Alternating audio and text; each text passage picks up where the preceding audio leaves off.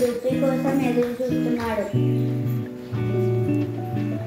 దుప్పి వచ్చి పండు నోటితో అందుకోగానే వీడగాడు దాడు లాగుతాడు. దుప్పి ఉచ్చులో పడిపోతుంది. ఇది వాడి ఆలోచన. దుప్పి రానే వచ్చింది.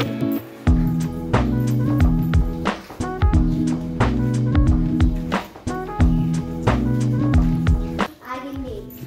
ఇక్కడ ఎవరో నా కథ బుట్టలో పండు పెట్టినట్టున్నారు. ఇక్కడ ఏదో తేడాగా అనిపిస్తుంది.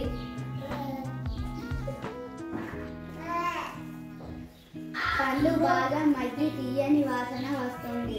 అబ్బో, ఈ పండ్లు ఎంత వాసన వస్తున్నాయో.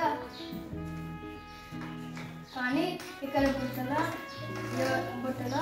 పండ్లు ఎవరో పెట్టినట్టున్నారు. అలాగే తేడాగా అనిపిస్తుంది. ఒకవైపు పండు తినాలని అనిపిస్తుంది. కానీ పండ్లు ఉన్న తీరులో దుప్పికి సందేహం కలిగింది.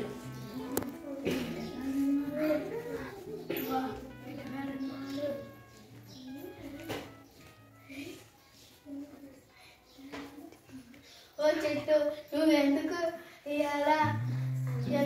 పండ్లు విసురుతున్నావు? రోజు నువ్వు సూటిగా కిందకి విసురుతుంటావు. నీ అలవాటును మార్చుకున్నావా?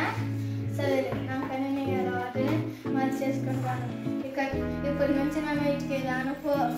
అది ముందుకు రాకుండా